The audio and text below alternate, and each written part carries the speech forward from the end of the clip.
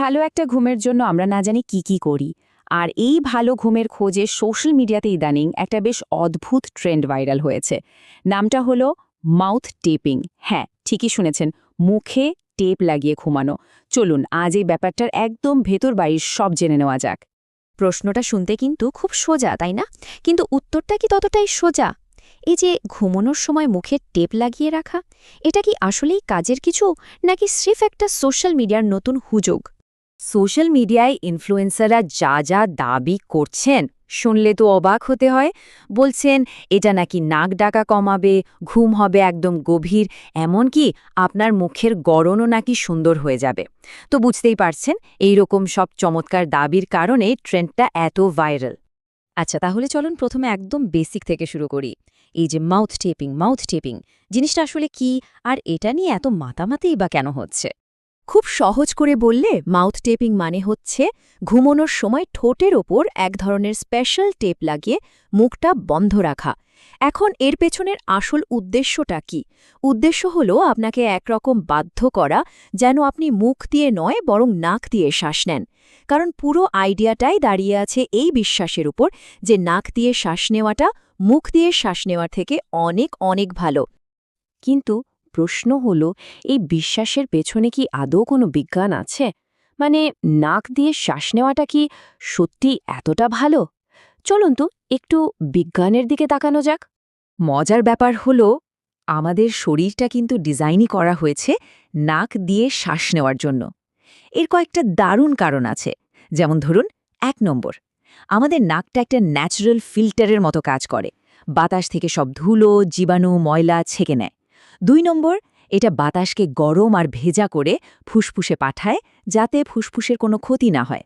আর ৩ নম্বর, এবং এটা খুবই ইন্টারেস্টিং, নাক দিয়ে শ্বাস নিলে শরীরে নাইট্রিক অক্সাইড তৈরি হয়, যেটা ব্লাড সার্কুলেশন বা রক্ত চলাচলকে আরও ভালো করে। আচ্ছা, তাহলে তো বোঝাই যাচ্ছে যে নাক দিয়ে শ্বাস নেওয়ার আইডিয়াটার পেছনে কিছু সায়েন্স আছে। কিন্তু মাউথ টেপিং নিয়ে যে বড় বড় সব দাবি করা হচ্ছে, সেগুলোর সাথে বাস্তবতার মিল কতটা? চলুন এবার দাবি আর বাস্তবতাকে একটু পাশাপাশি রেখে দেখি। দেখুন, একদিকে আছে সোশ্যাল মিডিয়ার মন ভোলানো সব দাবি, আর অন্যদিকে আছে কঠিন বৈজ্ঞানিক বাস্তবতা। আর বাস্তবতাটা হলো, এই মাউথ টেপিং নিয়ে বিশ্বাসযোগ্য রিসার্চ বা গবেষণা বলতে গেলে প্রায় নেই। এটা কিন্তু ডাক্তারদের দেওয়া কোনো স্বীকৃত ট্রিটমেন্ট নয়, আর এর কার্যকারিতা প্রমাণ করার মতো বড়সড় কোনো স্টাডিও আজ পর্যন্ত হয়নি। তার মানে কি দাঁড়ালো? বেশিরভাগ দাবি আসলে ব্যক্তিগত অভিজ্ঞতা থেকে বলা, এর পেছনে কোনো সলিড প্রমাণ নেই। আর ঠিক এই জায়গাটাতেই ব্যাপারটা একটু সিরিয়াস হয়ে যায়। কারণ শুনতে বা দেখতে যতই নিরীহ লাগুক না কেন, এই ট্রেনটা কিন্তু সবার জন্য একদমই নিরাপদ নয়। বরং কয়েকজনের জন্য এটা বেশ বিপজ্জনকও হতে পারে। প্রথমেই বলি সবচেয়ে কমন বিপদের কথা, যদি আপনার নাক বন্ধ থাকে। ভাবুন তো, সর্দি, অ্যালার্জি বা সাইনাসের জন্য আপনার নাকটা বন্ধ, আর সেই অবস্থায় যদি আপনি মুখটাও টেপ দিয়ে বন্ধ করে দেন, তাহলে কি হবে? শরীরে যথেষ্ট বাতাসই তো ঢুকতে পারবে না। দ্বিতীয় বিপদটা আরও অনেক বেশি গুরুতর, বিশেষ করে যাদের অবস্ট্রাকটিভ স্লিপ অ্যাপনিয়া আছে তাদের জন্য। স্লিপ অ্যাপনিয়া মানে হলো ঘুমের মধ্যে শ্বাস নেওয়ার রাস্তাটা বারবার বন্ধ হয়ে যায়। তো এই রকম রোগীদের জন্য মুখে টেপ লাগানোটা মারাত্মক বিপজ্জনক হতে পারে, আর তাদের সমস্যাকে আরও অনেক গুণ বাড়িয়ে দিতে পারে। আর ৩ নম্বর বিপদটা হলো মানসিক, মানে সাইকোলজিক্যাল। ভাবুন, মুখটা টেপ দিয়ে আটকানো, এই অনুভূতিটাই অনেকের মধ্যে অ্যাংজাইটি বা প্যানিক তৈরি করতে পারে। মনে হতে পারে দম বন্ধ হয়ে আসছে। এতে তো ঘুম ভালো হওয়ার বদলে উল্টো আরও খারাপ হয়ে যাবে, তাই না? ঘুম বিশেষজ্ঞরা কিন্তু ঠিক এই কথাই বারবার বলছেন। তারা পরিষ্কার করে দিয়েছেন যে এটা কোনো কুইক ফিক্স বা ম্যাজিকের মতো সমাধান নয়। আপনার শ্বাস নিতে কেন অসুবিধা হচ্ছে, সেই আসল কারণটা না খুঁজে স্রেফ মুখে টেপ লাগিয়ে দেওয়াটা একদমই ঠিক নয়। তাহলে এখন প্রশ্ন আসে, এই মাউথ টেপিংয়ের ঝুঁকি না নিয়ে আমরা কিভাবে নিরাপদ আর কার্যকরভাবে আমাদের ঘুমের কোয়ালিটি আরও ভালো করতে পারি? ভালো ঘুমের জন্য কিন্তু অনেকগুলো সেফ আর পরীক্ষিত উপায় আছে।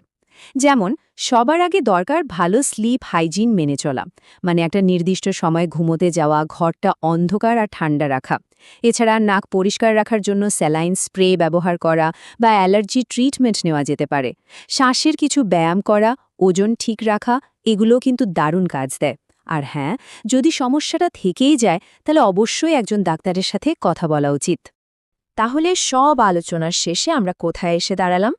এই মাউথ টেপিং কি শুধুই একটা ট্রেন্ড, নাকি এর মধ্যে স্বাস্থ্যকর কিছু আছে? দেখুন, শেষ কথাটা হলো একজনের ব্যক্তিগত অভিজ্ঞতা আর বৈজ্ঞানিক প্রমাণ কিন্তু এক জিনিস নয়। সোশ্যাল মিডিয়াতে যা কিছুই ভাইরাল হোক না কেন, তার মানে এই নয় যে সেটার পেছনে মেডিকেল সায়েন্সের সাপোর্ট আছে। তাই কোনো শর্টকাটের পেছনে না ছুটে চলুন আমরা সঠিক আর নিরাপদ রাস্তাটা বেছে নিই। কারণ মনে রাখতে হবে, দিনের শেষে একটা ভালো ঘুমই কিন্তু একটা ভালো জীবনের চাবিকাঠি।